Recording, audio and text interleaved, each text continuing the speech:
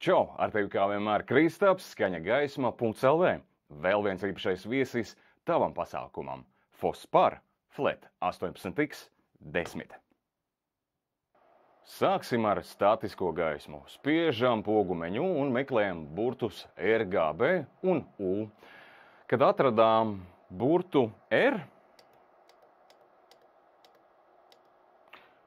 tā ir sarkanā krāsa. Ar pogām up un down mainam krāsas intensitāti. Maksimālā vērtība ir 255, minimālā 0. Uzstādām jums vajadzīgu intensitāti, spiežam vēlreiz meņu un pārējam uz zaļo krāsu. Ja jūs nevēlaties jaukt krāsas, tad pārējās krāsas atstājam uz 0. Bet, ja jūs vēlaties sajaukt jums īpašu krāsu, tad liekam ar up un down pogām zaļai krāsai intensitāti. Pārējiem ar pogu meņu uz nākamo krāsu B, kas ir zila. Uzliekam tāpat intensitāti ar pogām up un down un spiežam tālāk meņu. Tas nozīmē attiecīgi saglabāt. Pārējiem uz burtu U, kas ir baltā krāsa.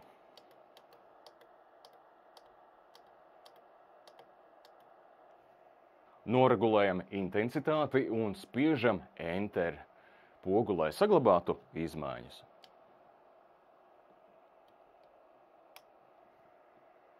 Ja jūs vēlaties, lai gaisma mirgotu vai arī lai paliek statiskā režīmā, spiežam meņu. Pārējiem uz burtiem F, kas nozīmē stroba. Ar pogām up un down mainām ātrumu. 255 ir ātrākais režīms un 0 ir statiska gaisma. Kā tas ir tagad? Lūk šādi. Autorežīms. Fos gaismai ir 3 atšķirīgi autorežīmi. Sāksim ar pirmo – Color Change. Meklējam ar pogu meņu burtus CC. Un te ar pogām up un down var mainīt ātrumu, cik ātri mainīsies krāsa.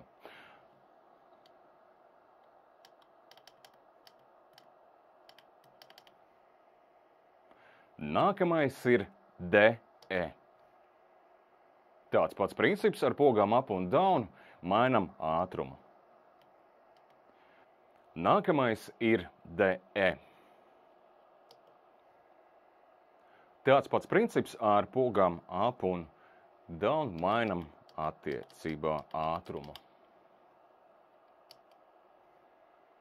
Un pēdējais ir CP, kur arī regulējas ātrums.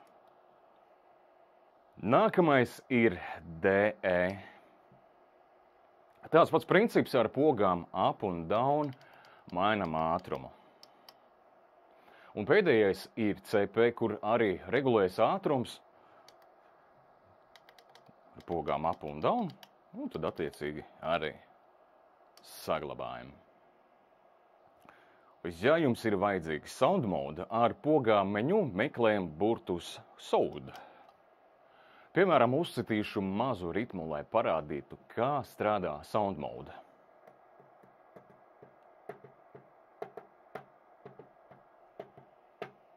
Tas arī viss. Cerams, ka es izglābu tavu pasākumu. Un galvenais, neaizmirsti par pogu Enter saglabāt.